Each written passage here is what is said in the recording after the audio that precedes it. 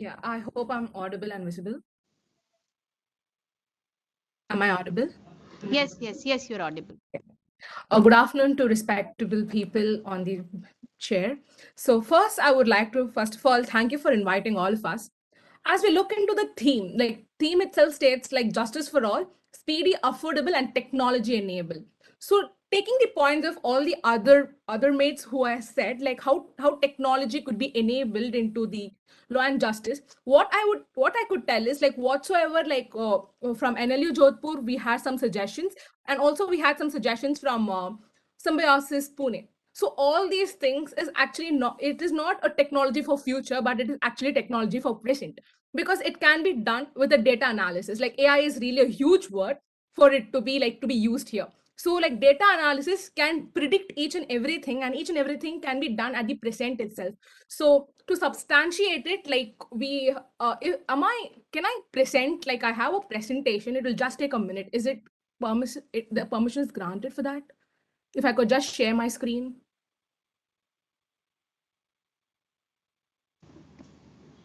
Yes, you can share your screen. Yeah, thank you so much. Just give a point. Yeah, just. uh, Can I request just be brief instead of sharing the screen? Can you just tell us your big points, big ticket items that you want to really give to us?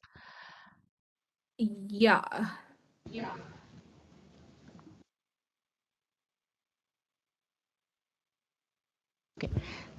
Okay. Okay. Please carry on. Please carry on. Sir says, please carry on. Just Okay. So is it my screen visible? no, not at all.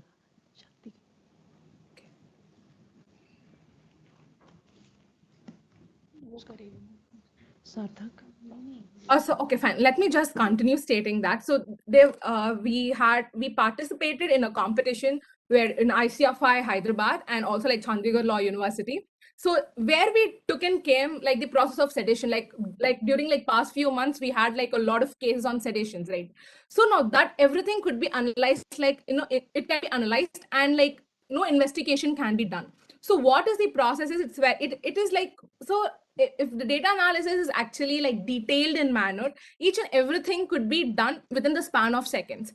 And second thing, with respect to the pendency of the cases, now each and everything is actually interlinked. So if example, for example, if there are only 100 cases present before the court, the data analysis system could be built in such a way that like 10 cases can be rejected by the like, by the AI itself using the data analysis. Like such cases need not be litigated, and next 10 cases would be rejected based on the previous precedents. So if the facts are like similar, it can be decided and it can be rejected. So this system is already being used in Japan, or where like the AI is giving the judgments itself. It analyzes the case and is giving the judgments. So out of 100 cases, we have like 20 cases already, with already 20 cases are already rejected. So next we have the other 80 cases. So let's divide the other 80 cases into commercial, civil, and criminal.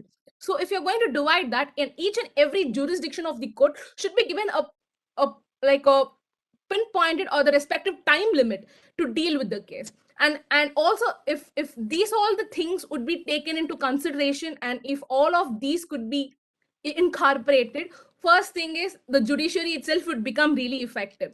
And at 2047, we need not think for 2047. What I think is, in 2022, if we work on all these things, in 2047 we will have a problem of how are we going to protect all of this, since everything has become digitalized.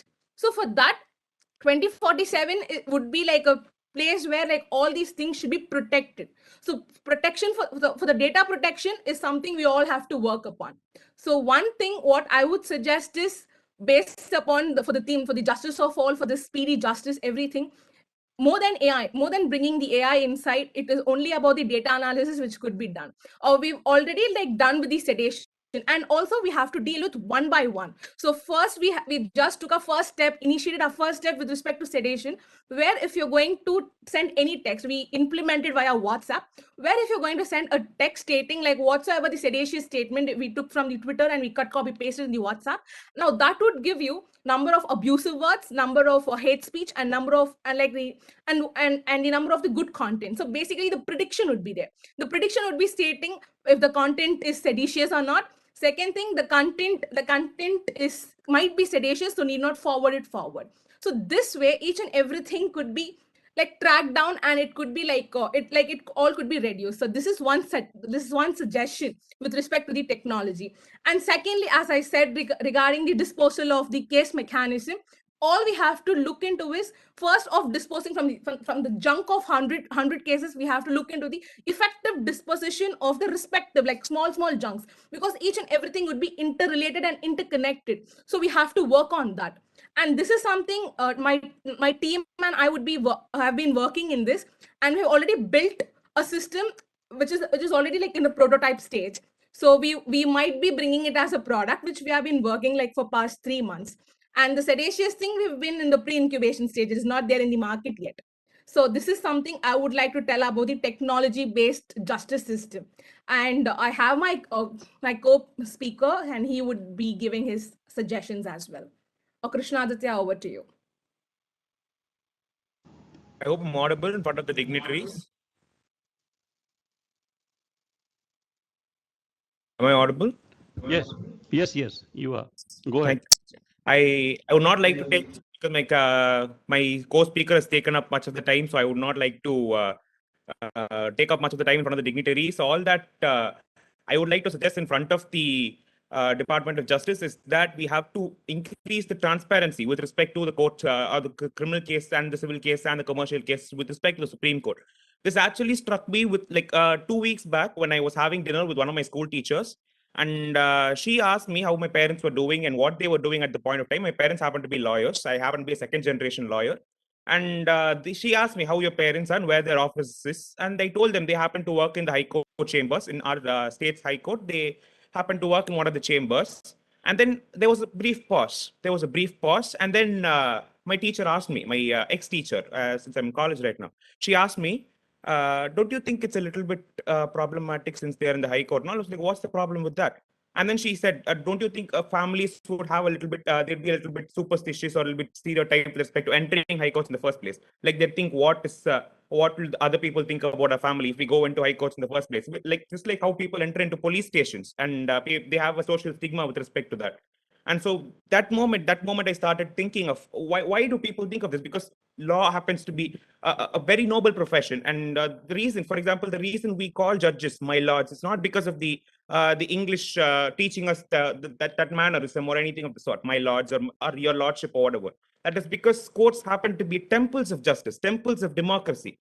And that is exactly why we use those terms. And when these temples are subjected to such social stigma, the only solution that we can have is to increase the transparency, and not with respect to YouTubes or Zoom apps or anything. Just like how the parliament proceedings have its own televised channel, Sansad TV, how Lok Sabha TV and Rajya Sabha TV have become one single channel called Sansad TV. The only suggestion that is placed by me in front of the Department of Justice is that there is a similar televised proceedings with respect to the Supreme Court proceedings as such, how the Supreme Court's cases. And for example, as it was known, one single celebrity case from the US was televised all around the world for people to see. Now, this is not a gossip or celebrity thing or whatever.